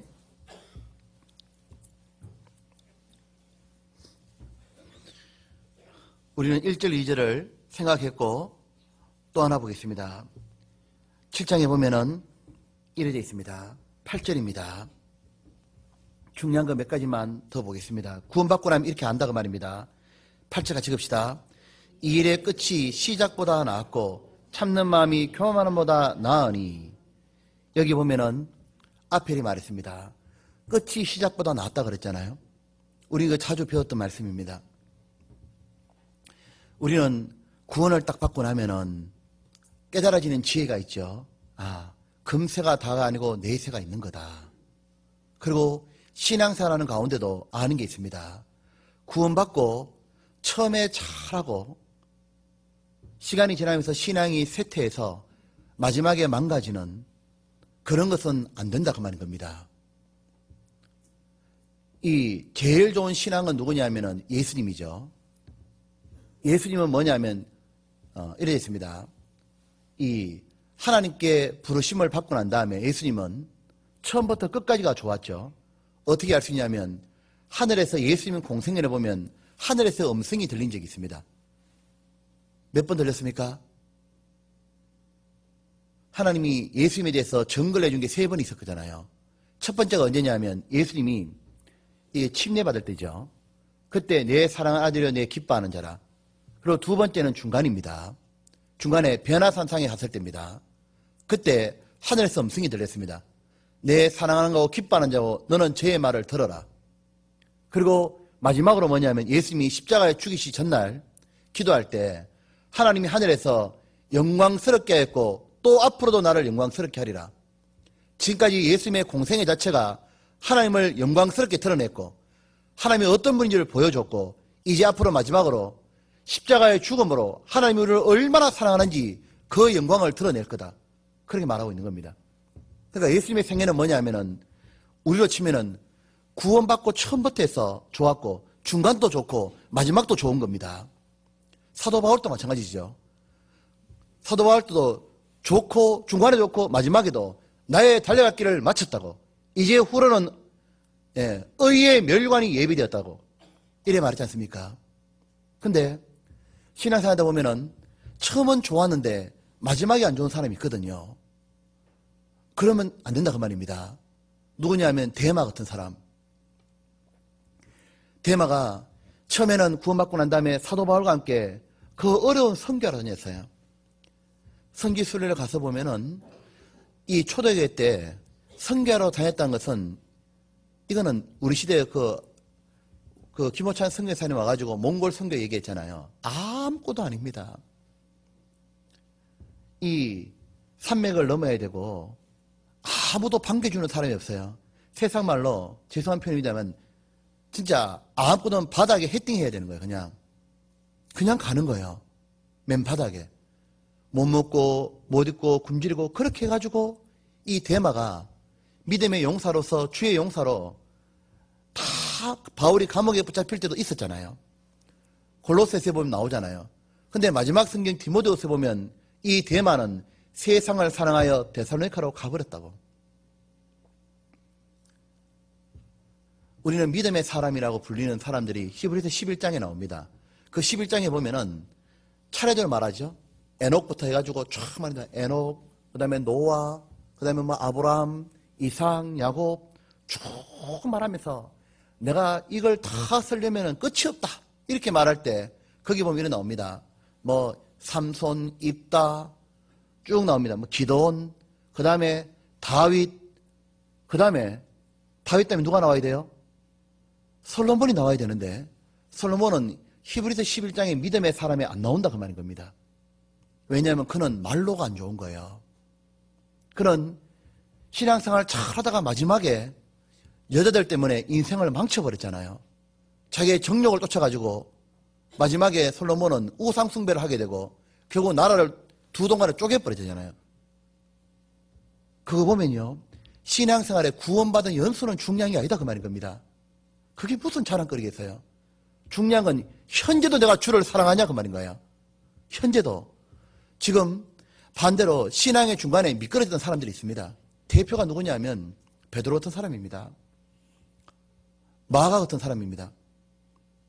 이 마가는 자기가 선교하러 갈 때 이렇게 1차 선교하러 가다가 마가가요. 바울하고 이 바나바하고 따라갔잖아요. 가다 보니까 앞에 톨루즈 산맥이라는 게 걸쳐 있습니다. 이걸 인간은 못 넘어간대요. 근데 사도 바울이 넘어가자 이렇게 한 겁니다. 가다가 너무 힘드니까 포기해버렸어요. 그리고 예루살렘으로 돌아가 버렸잖아요. 왜냐하면 마가는 부유한 아들이었어요. 마가의 다락방이잖아요. 고생을 안 해봤기 때문에 그렇게 힘든 게 싫었던 겁니다. 돌아가니까 나중에 마가를 안 쓰잖아요. 두 번째 선교로 갈 때 마가를 데려가지 말자. 이 문제 때문에 바나바하고 바울도 쪼개지고 문제가 많이 생겨서 마가는 자기 신앙에 얼룩이 졌습니다. 그런데 놀라운 일이 벌어져요. 그 마가가 사도 바울이 마지막 쓰는 성경에 등장합니다. 그거 아시죠? 그 마지막 성경에 마가가 등장하고 데마도 등장하는 겁니다. 그때 마가에 대한 사도 바울의 표현이 뭐냐면 너무도 아름다운 말로 표현했어요. 저를 내게로 데려오라. 저가 내게 너무도 큰 소용이 있다고. 디모데후서입니다.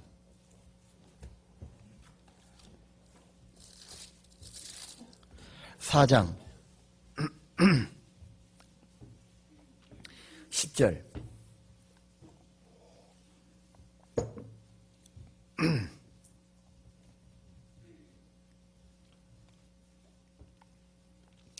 대마는 이 세상을 사랑하여 나를 버리고 데살로니가로 갔고 11절 누가만 나와 함께니라. 내가 올 때 뭐랬습니까? 마가를 데리고 오라. 저가 나의 일에 유익하니라. 이 마지막 성경 디모데후서거든요. 여기 대마하고 마가는 너무 바뀌었어요. 바뀌었잖아요. 그리고 이 마가는 결국 마가복음을 기록하게 됩니다. 베드로는 주님을 3번 부인했지만 그 베드로는 결국은 주님의 수제자가 되잖아요. 우리는 실패할 수 있고 넘어질 수 있습니다. 제가 간혹 그 얘기하잖아요. 하나님은 신앙에 전과 기록이 없는 걸 원하지 않아요. 하나님은 우리 모두가 신앙생활하다 실패한 경험이 있고 넘어진 기억이 있다 그 말이죠. 하지만 하나님이 원하는 것은 그 실패에서 교훈을 얻기를 원하는 거예요. 그리고 하나님은 약한 자를 불러서 다시 하나님의 뜻을 전합니다. 하나님은 우리가 연약하고 실패할 걸 다 하셔요. 하지만 그 가운데서 교훈을 못 깨닫고 주저앉아 있는 것에 대해서 하나님이 우리를 책망하시는 거죠. 다시 일어나서 나올 때 하나님이 일어나 그러라고. 야곱아, 지렁이 같은 너 야곱아, 일어나라. 내가 너를 참으로 도와주리라.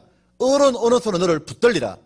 너를 이제 다시 타작 기계처럼 만들어서 산을 무너뜨린다 그랬잖아요. 주님은 다시 자기가 실패했지만 자리에서 일어나서 돌아오는 그 사람을 가지고서 하나님은 사람들에게 발표했던 사람이 있습니다. 지렁이처럼 이스라엘이 하나님께 범죄하자 주변 나라들이 와가지고 밟았습니다. 지렁이처럼 꿈틀거렸지만 아무것도 못했어요. 근데 하나님이 약속했습니다. 이스라엘아, 내 어른 오른손으로 너를 붙들어 주리라. 참으로 내가 너를 도와주리라. 내가 너로 타작 기계를 만들어서 저 산을 무너뜨리라. 반드시 이스라엘 회복을 약속했잖아요. 개인도 마찬가지다 그 말인 겁니다. 그 실패의 교훈을 딱 깨닫고 난 다음에 다시 하나님 앞에 반듯하게 서는 그 사람은 끝이 나게 되는 거예요. 하나님 그 사람 다시 붙들어가지고 주의 용사로 뭐냐면 복음을 전하는 앞장 딱 서게 만듭니다. 그리고 기업국 그 사람 통해서 하나님은 약한 자를 부르시어 하늘 뜻을 전하셨다. 반드시 그렇게 만들어 간다 그 말인 겁니다.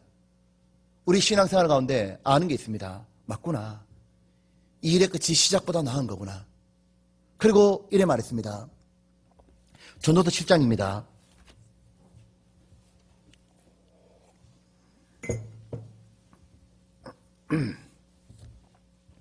7장에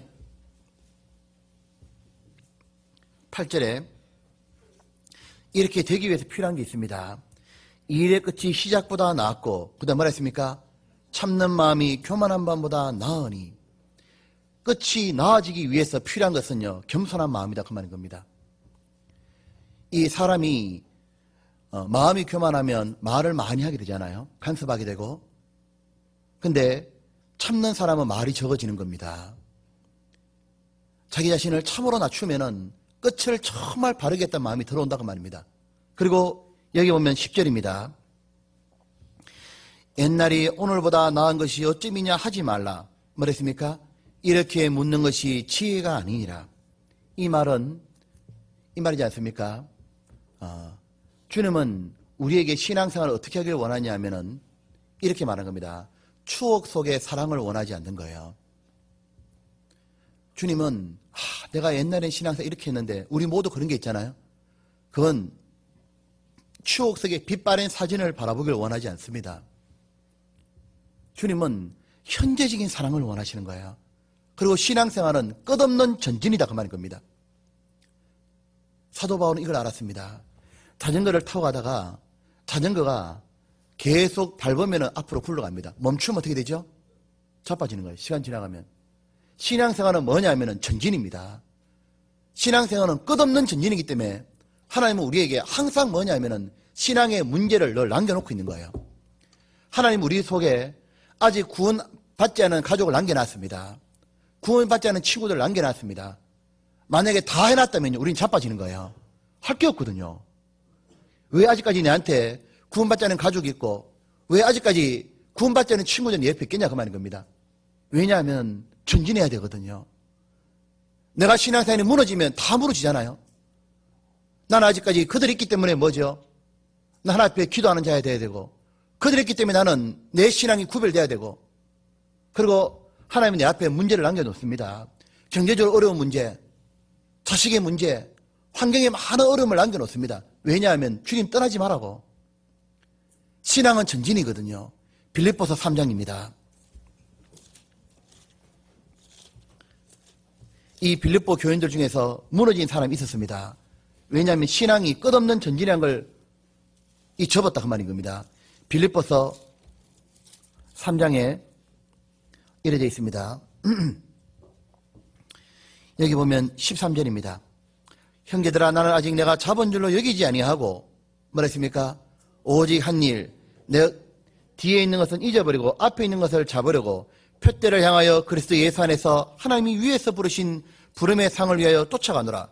그러므로 누구든지 우리 온전히 이룬 자들은 이렇게 생각할지니, 같이 갑시다. 만일 무슨 일에 너희가 달리 생각하면 하나님이 이것도 너에게 나타내시리라. 오직 우리가 어디까지 이랬든지 그대로 행할 것이니라. 전진인 겁니다. 우리에게 아직 구원받지 않은 가족이 있고 친구가 있고 내게 경제적인 어려움이 있던 것을 감사합시다. 왜냐하면 다시 할 일이 있거든요. 맞잖아요? 더 이상 이 땅에 할 일이 없으면 주님 앞에 가야 되잖아요. 아직 할 일이 있는 겁니다. 우리는 마음의 고삐를 좋아야 되는 거예요. 이 다윗이 찬양을 합니다. 찬양을 쫙 하다 보면 비파의 줄이 늘어져요. 기타도 계속 치다 보면 줄이 늘어집니다. 그럴 때마다 다윗은 다시 비파줄을 쪼였습니다. 셀라. 그 셀라가 줄을 다시 조이는 겁니다. 우리 영혼의 줄을 다시 하나님께로 조이는 겁니다. 하나님께로 다시 우리 마음을 다시 고치시키는 거예요. 무엇으로? 아직도 내한테는 남은 숙제가 많이 있는 거예요. 아직도. 그 숙제를 남겨준 하나님에 감사하고 다시 내 마음을 쪼이고 내가 먼저 구별되고 내가 더 바르게 살고 내가 하나님께 더 기도하고 매달리는 가운데 또 다른 영혼이 구원받기를 바라고 살아가는 거예요. 전도서 7장입니다. 7장에 우리는 추억세의 사랑은 끝나야 됩니다. 날마다 새롭다 그랬잖아요. 네. 여기 10절에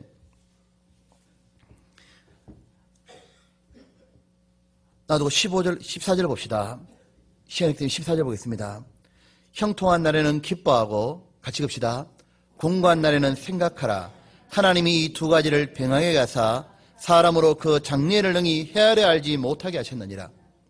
또 하나는 구원받고 나면은 하나님께 지혜를 얻고 나면 아는 게 또 있습니다. 인생을 사는데 우여곡절이 반드시 있는 거구나. 이게 인생을 살아가는 데는 꼴짜기도 있고 그런데 산이 있는 거구나. 인생을 살아가는 데는 공고도 있고 형통이 반복되게 되어 있는 거구나. 그런데 사람들은 구원받지 않은 사람은 공고하면은 어려워지면은 욕을 하고 팔자 타령하잖아요. 주변에게 전부 다 돌립니다. 근데 구원받은 사람은 공고할 때면 생각해져 가는 거예요. 구원 안 받은 사람은 일이 잘 풀리면 다 자기 잘난 탓을 돌리잖아요. 구원받은 사람은 하나님께 영광 돌리는 겁니다. 그리고 구원받은 사람 아는 게 있거든요. 뭘 아느냐 하면은 형통하고 공고가 반복되지만 결론은 알고 있는 거예요.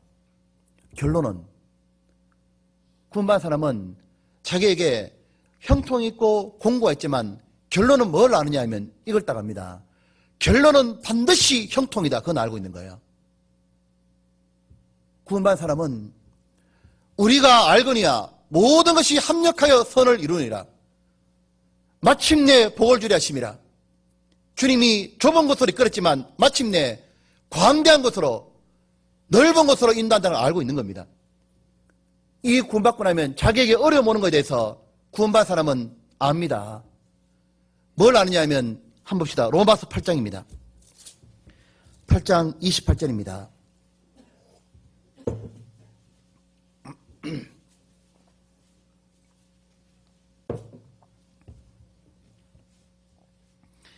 우리가 알거니와 같이 봅시다. 하나님을 사랑하는 자, 곧 그 뜻대로 부르심을 받은 자들에게는 모든 것이 합력하여 선을 이루니라. 이 선이 무엇이냐면은 여러분 하나님 보시기에 좋았더라. 히브리 말로 토브입니다. 그게 선입니다. 하나님은 하나님 보시기에 좋았던 방향으로 우리를 데려가는 겁니다. 반드시 사람을 하나님 아들을 닮게 영광받기 합당한 사람으로 영혼의 축복을 받을 사람으로 하나님은 기어코 그렇게 만들어 간다는 겁니다. 그런데 거기 서는 일이 뭐냐면 형통과 공고라는 거예요. 보십시오. 창세기 1장에 보면은 1장에 하나님이 태초에 하나님이 천지를 창조하시고 이 지구는 원래 공허하고 혼돈하고 아무것도 없었어요. 엉망인 그 지구를 하나님이 6째 날이 딱 지나고 나니까 모든 게 갖추어집니다. 거기는 식물도 동물도 사람도 있고 하나님 보시기에 심히 좋았더라.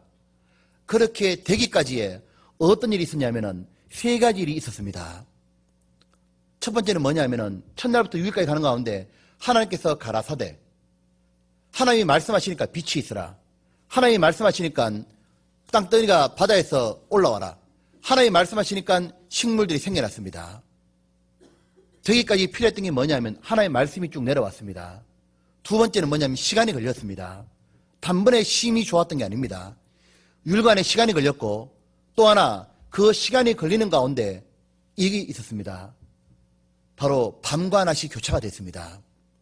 하나님이 첫날 지나고 난 뒤에 말했죠. 이는 저녁이 되고 아침이 되니 첫째 날이라. 모든 나라가 날짜 셀 때 아침에서 저녁으로 한다 그러잖아요. 하나님은 반대로 말합니다. 저녁에서 아침이 되니. 반드시 뭐냐면 공관이 계속 있는 게 아니라 아침이 옵니다. 공고와 이 형통이 계속 반복돼서 6일이 지나고 나니까 심히 좋았더라. 그것처럼 우리도 무엇이냐면은 우리 인생 가운데 공고와 형통이 반복될 거예요. 계속 반복되는 가운데 결론은 압니다. 마침내 복이다. 마침내 선이다. 보십시오. 예수님의 생애가 뭐예요? 마침내 선이요. 예수님 생애가 보면은 예수님을 배신당하잖아요. 유다에게. 예수님은 사람에게 대우 못 받습니다. 예수님은 십자가에 못 박혀 죽습니다. 그런데 하나님 뜻이 딱 이루어지는 거예요. 하나님 영광을 딱 받았습니다. 마침내 선입니다. 사도 바울의 생애도 마침내 선입니다. 요셉의 생애도 팔리고 애굽의 노예 생활했지만 마침내 선이었습니다. 이 성경 전체를 압축하면 뭡니까? 마침내 선인 겁니다. 이 성경을 짜고 짜면 뭐냐면은 마침내 하나님이 선을 주는 거라고. 하나님 보시기에 영광스러운 사람으로 만들어갈 거다. 구원받은 우리 모두의 생애도 압축하면 뭡니까? 마침내 선을 이룬다고. 하나님이 우리에게 주어진 모든 것들은 심지어 공고나 기근이나 핍박이나 환난 이것뿐만 아니라 나아가서 신앙에 넘어졌던 경험조차도 하나님은 모든 것 들어가지고 뭐냐면 기어코 뭐냐면 하나님 뜻대로 사는 사람을 만들어갑니다. 우리는 과거에 매여서는 안 돼요. 어떤 분들 말하기를 나는 구원받기 전에 환경이 불우했기 때문에 구원받고도 저는 맨날 그렇습니다. 그 모두는 거짓말이다 그 말인 거예요. 구원받기 전에 나는 부모의 따뜻한 사랑받지 못했기 때문에 저는 행동이 그렇습니다. 나는 부모에게 돈을 받지 못했기 때문에 나는 그렇습니다. 그 모든 것은 거짓이다 그 말이에요. 그 모든 걸 통해 사람이 뭐냐면 합력하여 선을 이루시는 거예요. 그런 것조차도. 실패한 경험, 내게 있었던 모든 얼룩진 과거 가지고도 하나님은 그 가운데 교훈을 줍니다. 나는 그렇게 살면 안 된다는 거. 그리고 기억하고 하나님은 선을 만들어가는 거예요. 우리는 마음에 하나님이 구원받고 난 다음에요. 우리에게 모든 걸 깨닫게 해주는 겁니다. 보십시오. 하나님은 어떻게 살지를 알게 해줍니다. 구원받지 않은 사람은 이런 게 하나도 없는 거예요. 구원받지 않은 사람은 죽는 날이 두렵고 구원받은 사람은 일의 끝이 점점 인생이 죽음으로 다가오면 점점 더 후회되고 망가져가고 구원받지 않은 사람은 잔치집에 가는 게 나았고 구원받지 않은 사람은 육신에 향기 풍기는 게 훨씬 좋고 그러면서 자기는 교만하게 다 큰 소리 치고 살고 왜 그렇습니까? 그 이유가 있거든요. 구원받지 않은 사람은 형통과 공고가 벌어지면 욕하고 난리거든요. 왜 그렇게밖에 못하느냐 하면요. 성경은 알려주고 있습니다. 마지막 한 문제 전도서 7장 봅시다. 붙잡혔다 그 말하는 거예요. 전도서 7장.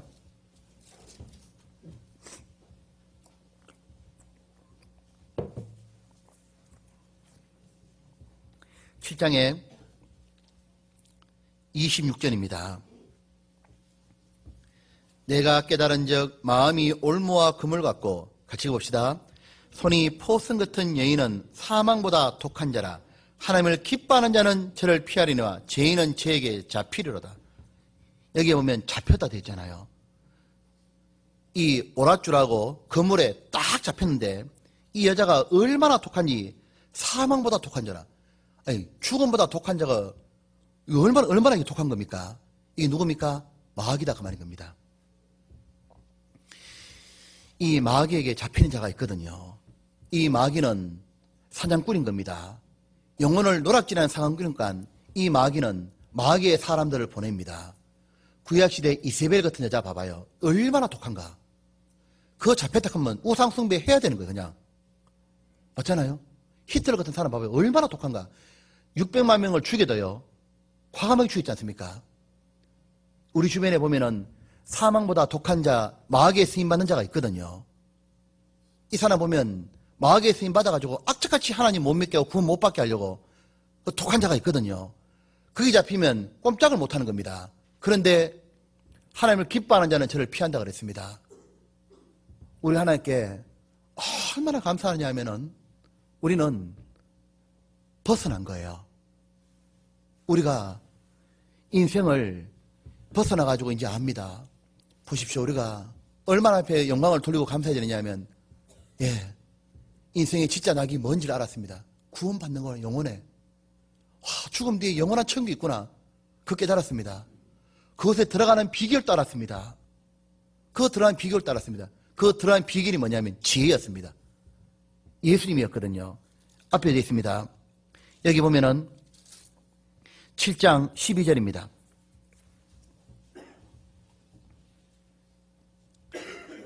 여기 보면 지혜도 보호하는 것이 되고 돈도 보호하는 것이 되나 지식이 더욱 아름다움은 지혜는 뭐라 했습니까?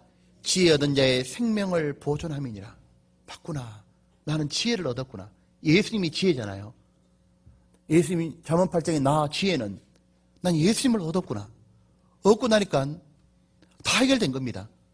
맞구나. 인생에서 형통하고 공고한 일이 있어도 마침내 복이고 이것도. 맞다. 신앙생활의 마지막이 중요하구나. 다 알은 거예요. 이제 완전히. 다 알았고 어디에 마음을 두고 살을지도 다 알았습니다. 내가 이젠 유심하려다.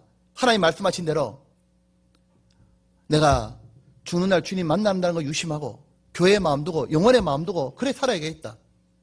그런데 이 지혜를 우리가 얻어가지고 이래 되지 않습니까? 시편 124편에 보면 사냥꾼의 올무에서 벗어났도다. 우리는 마귀가 사냥꾼인데 벗어났습니다. 새는 사냥꾼에 잡히면 못 벗어나잖아요. 주님이 와가지고 마귀를 밟아버리고 우리 영혼을 건져준 겁니다. 우리 영혼을 건져놓고 주님이 머무시는 교회가 한 데 딱 머물게 하는 거예요. 그리고 주님은 보호하면서 지혜를 계속 내려주는 겁니다. 그 지혜를 얻을 때마다 우리 마음이 어떻게 살아야겠다 마음이 다잡아지는 거예요. 그런데 안타까운 거는 아직도 이 사실을 모른 채 사냥꾼에 잡혀있는 새들이 너무 많습니다. 아직도 사람들은 자기가 무엇이 낙이고 죽음 뒤에 무슨 일인지 알지도 못한 채 인생 가운데 허덕거리고 살고 마귀에 잡혀가지고 포성줄에 딱 매이는 사람들이 너무 많잖아요. 그들을 끊어야 됩니다. 주님은 그걸 끊으라고 사망보다 독한 자가 있듯이 우리는 뭐냐면요. 생명을 빛나게 하는 자들인 겁니다. 구원받은 사람은 뭐냐면 이 구원받은 아는 자가 사망에게 마귀에 쓰임받는 자면 우리는 생명을 빛나게 하는 자인 겁니다. 역사의 마지막 시대에 살아가고 있고 우리가 이 시대의 주인공인 겁니다. 우리는 역사의 한 페이지를 기록하고 있는 거예요. 이 시대에 꼭 살아있어야 할 사람이 누구냐 하면 여러분과 저입니다. 구원받은 사람. 우리들이 뭐냐 하면은 그 죽어가는 사람들에게 사슬을 끊을 수 있는 사람이 우린 거예요.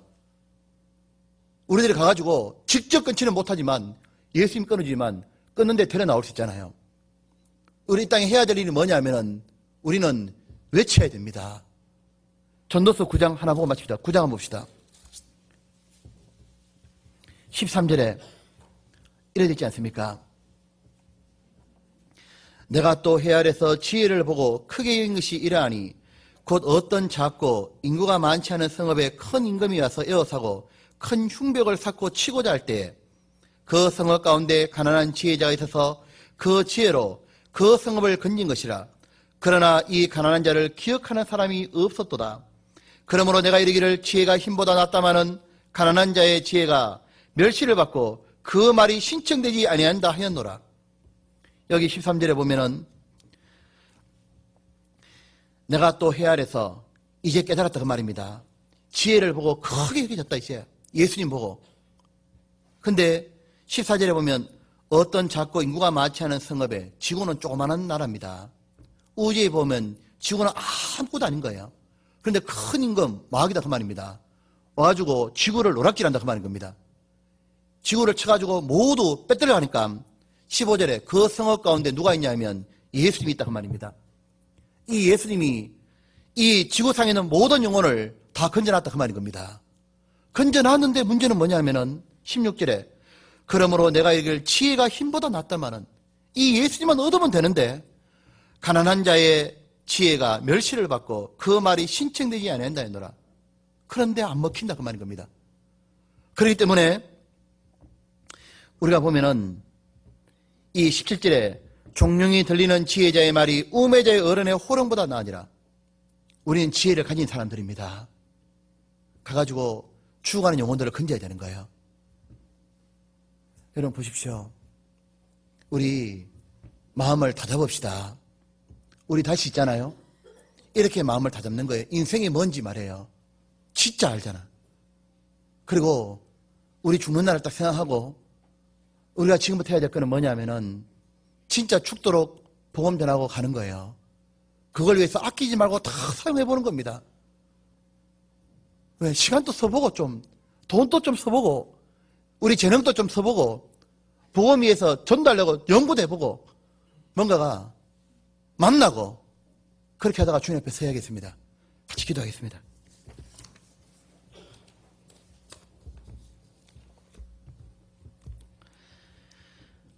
자비로우신 아버지 하나님, 저희들에게 이 사망보다 독한 자인 마귀가 뿌려놓았던 올무와 포성줄에서 풀어주심을 진심으로 감사합니다.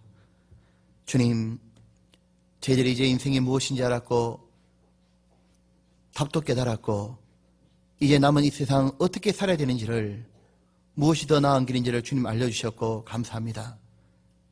아버지 하나님, 저희들이 영원한 세계가 있음을 알고 또 우리에게 주어진 모든 환경들은 주님이 허락하신 줄 알고 더욱 주님을 의지합니다. 주님, 이제 우리가 나머지 인생 시간들 정말 주님의 복음을 위해서 살길 원합니다. 한 사람 한 사람에게 어떻게 하면 복음을 전할 수 있는지를 깨닫게 해주시고 용기를 주시고 그들에게 복음을 전할 수 있도록 도와주옵소서. 우리의 나머지 인생들을 헛되이 보내지 않도록 지켜주시고 도와주옵소서. 하나님 아버지, 우리들이 그래서 이 땅에 살아있는 것이 정말 예수님 우리를 구원하셨다는 것을 우리의 삶에서 살아가는 삶으로 보이길 원합니다. 하나님, 우리들이 꼭 정말 우리를 구원해 주신 예수님의 은혜를 헛되이 보내지 않도록 우리의 말과 행동으로, 우리의 삶으로 정말 보여드리길 원합니다. 주님 도와주셔서 우리의 마음을 바꿔주시고 지혜에 창념케 해주시고 세상을 위에서 내려다보도록 도와주옵소서. 영원한 걸 생각하고 하나님 또 용기를 내고 하나님 아무것도 몰라 지옥으로 떨어지는 영혼들을 건지도록 도와주옵소서. 우리를 붙잡아 주시고 힘을 주시기를 더욱 간절히 원하오며 주 예수님 이름으로 기도드렸습니다. 아멘.